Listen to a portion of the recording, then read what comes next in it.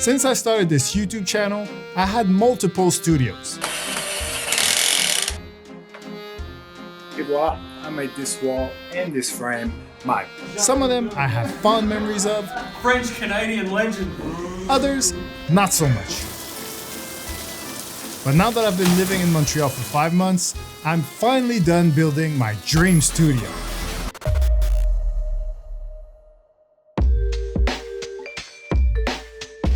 All right, so let's start with my editing station first. And the big ticket item there is obviously the computer. I edit my videos on the MacBook M1 Pro Max. It's not cheap, but I really like it because it's fast enough, it's powerful enough to handle all my 4K 120 footage, 10-bit, all that stuff. So I'm quite happy with how it handles everything I do on a day-to-day basis. Like I said, it's not cheap, but for me, I appreciate, like, let's put it this way. I'm someone who doesn't mind spending a decent chunk of money on something that I use every day. Because if you're saving me time every day, I think it's worth putting money in this instead of like going cheap and then paying the price every day in another way. Like, you know what I mean? So for me, like my computer, my phone, these are things that I use all the time. So with my computer, if my computer is saving me half an hour a day, just because it's that powerful, imagine, you know, at the end of the week, at the end of the month, at the end of the year, how much time I'm saving. Like, and there's nothing more frustrating than using on a daily basis a computer that is slowing you down because it's crashing, because it's doing all these things, and it puts you in a bad mood when you're working. Like, imagine working for like 45 minutes straight and then the computer crashes and you lost everything you just worked on. I mean, you know, this is the most frustrating part of being a video editor. So for those reasons, like, yeah, that money for me is money well spent. And I feel the same way about my bed, for example. Like, I sleep in there every night, so I want something that's gonna make me comfortable. I don't want something that's gonna break my back. And the other thing that I like about my computer is that obviously it's a laptop, so I can work remotely. I can work outdoors if I want, at a cafe, and it's really easy. Everything's already on there except for maybe some of the footage, but I can just transfer that onto my computer. I added some extra storage to allow me to do that. So it's easy for me to just pack my laptop and work anywhere. So that's another great time saver and makes everything much more convenient for me.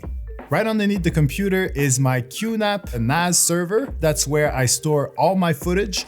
There are 80 terabytes of hard drives in there, basically 8 drives of 10 terabytes each. But this enclosure is set up in RAID 5, which means that I only have access to 72 of those 80 terabytes. Because the whole logic of RAID 5 is that if one of those drives was to fail for whatever reason, if it would just stop working, I could swap it out, just put a brand new one instead, and everything would just keep working as normal. I wouldn't lose any data, any footage whatsoever. So that's why I'm going in that direction. And I can also, first of all, it's very fast. It doesn't slow me down to use that instead of just having footage on my computer, for example. But also I could attach 4 other editing stations and we could all be editing simultaneously in 4K and the speeds would remain the same. So in order to future-proof my studio, I like to have that option. So that way, if someone comes in to help me, they come in with their laptop, they connect to my server and they can do their own thing while I'm doing mine and everything goes fine. So this is how I'm doing this. That way I don't have to deal with like a ton of SSDs and I don't have to transfer everything all the time. Everything's in there. I'm happy. Again, it's not cheap, but for me, the way I run my business, the way I run my video production, this is worth every penny. If we move on to the editing desk itself, my keyboard and mouse are still the basic Apple ones, so nothing crazy there. My monitor is a Dell Ultra Sharp 49-inch monitor. It's really good. I really like the fact that it's one big wide. It's basically the same as having 2 27-inch monitors next to each other, but it's all in one. So you don't have that awkward separation in the middle. You don't have that color shift. Everything is seamless, and that's how I overall like it. So I'm very happy with this monitor. I had the same one in Australia that I sold because it was obviously very complicated to travel with, but I bought the exact same thing when I moved here. Audio wise, I'm using these Audio Engine A2 Plus speakers. I had the A2 before when I was in Australia, so I kept going because they're really good for video editing. The sound is very sort of pure. It's not too different from what it would sound like in real life. And the 2 Plus, the big upgrade is that they're actually Bluetooth. So normally you wouldn't need any hard wiring to connect them to your computer, but I do connect them because through Bluetooth, there is like a slight delay, which is, we're talking milliseconds. So it's not a big deal if you're playing music, but when you're editing video, you can see there's a slight delay between the audio and the speakers and what you're looking at on your screen. So for that reason, I'm not really using the Bluetooth feature, but you know, Bluetooth is always a good option to have. So overall, I am quite happy with these speakers. But when my neighbors are getting particularly noisy, I put on my Apple AirPods Max, which I love because of the sound quality and also the noise cancelling feature. Finally, all these things are connected together through my CalDigit TS4 dock. So everything that I went through before, whether it's the server, the monitor, the computer, obviously, the speakers, they all connected to this thing. So that way, first of all, when I plug and unplug my computer, I don't have to re-plug everything. There's literally just one USB-C cable going into my computer, which is great because MacBook Pros don't have that many ports. So if I was connecting all these things directly in my laptop, I would probably run out of ports when it comes to plugging in SSDs and things like that. And also at the front of this dock, I can easily access extra USB-C connectors, whether it's to connect extra SSD drives or just to charge my phone. There's also a headphone jack, and most importantly, there's an SD card slot. So all of this can be done on that. So my computer is tucked away and I don't have to sort of get up and play around it every time I want to add or take away an extra peripheral. But the important thing about it as well is that it is Thunderbolt 4. This is a good thing because obviously with my server, I don't want the cables or the docks to slow down the data transfer speed. My server itself is Thunderbolt 3, which is really fast. But when I bought the CalDigit, I figured I'm gonna buy something as fast as possible to future-proof everything, and just also to make sure that it is as fast, if not faster, than the server and the computer. So everything is going through super fast. There's no speed being lost anywhere, and I'm quite happy with the results. So if we move on to the second part of my studio, this is where I film all my talking head content for my YouTube videos, just like I'm doing right now. So I'm shooting all my content in this room on my Sony FX3 camera, and the camera is on a very small tripod. I chose this tripod specifically because of its size, because I don't need something that can do some crazy pans or anything like that. I never move from my chair and the camera always stays front on. So it's a Ulanzi F38 travel tripod. It's very small, it's very light. It does everything I need it to do. Audio-wise, what you're hearing right now is not coming from the microphone that you can see on my camera. This is the microphone that I use when I'm on site filming at games or whatever. But in my studio, I actually use a different mic, the Rode NTNG3, which is right there above me. It's a broadcast microphone. I just like the way it sounds. It's got a bit more of a radio announcer type feel. I don't have a radio announcer voice, so I'm probably not making it justice, but anyway, it is on a C-stand as well, so it allows it to be very steady and exactly where I need it to be. Lighting wise, my key light is a Godox UL150 LED light.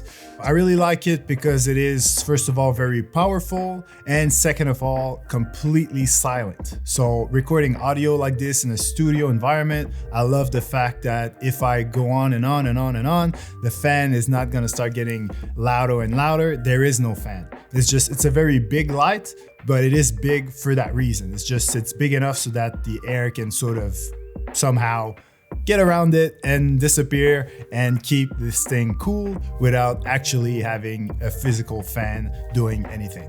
And instead of using a softbox, I just bounce the light off the ceiling. It just bounces off there onto my pretty face and does the trick, really. Well, you tell me if you don't think it does, but I don't know. I kind of like it. For my backlights, I actually have two Godox TL60 RGB lights. So there's one on the left, one on the right. But the funny thing is that until just now, I completely forgot that I never turned them on, basically. So right now you're looking at me without any backlights. And then now let me show you what it looks like when they're on. That's one. That's two.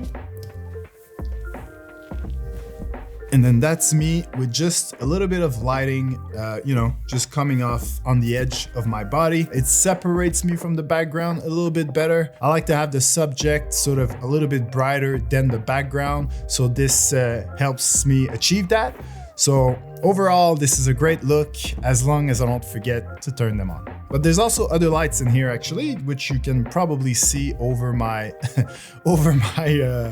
this shoulder. I'm not even gonna say right or left because I'm gonna stuff it up. They're actually Aperture B7C lights. I can play with the intensity, and there's even some effects that you can play with. Like I've got party lights going at the moment. I can have like a paparazzi effect, maybe some cop car lights. So yeah, ultimately I try to keep it simple because I want my YouTube setup to be sort of fast and easy to start and finish. Like I don't want the setup to take forever. So I quite like having one key light, those two backlights that are always there on the wall that I can just turn on. And then I just adjust the lights at the back to the proper level. I usually take them down a bit when I'm filming, and that's about it. I keep it simple, I keep it clean. That's how I do. But to wrap up the whole YouTube studio thing, when I moved in this room, there was a lot of echo. So I had to treat it to basically remove as much echo as I could. So I added a shaggy rug on the ground. I added sound panels on the walls and one on the ceiling. I always put sound blankets in front of me when I'm recording my voice. And lastly, there's a skylight right on top of where I sit. The light was really harsh on the top of my forehead. And I think it was adding a bit of echo as well because there's sort of a big hole. So I used this old box and sort of cut out a piece to block out the light and also added some foam on it that I had laying around. So yeah, that's sort of my sound treatment. It's much better than what it was. It could obviously be better than what it is, but I think for YouTube anyway, I think it's good enough. But you guys tell me what you think of the audio quality of my videos. If you have some feedback or advice, just let me know in the comments. By the way, make sure you subscribe to my channel so you don't miss my next video in which I'll go through all the equipment that I use on game day when filming sports like football and basketball. But in the meantime, for more details about any piece of equipment I discussed in this video, just click the link in the description below.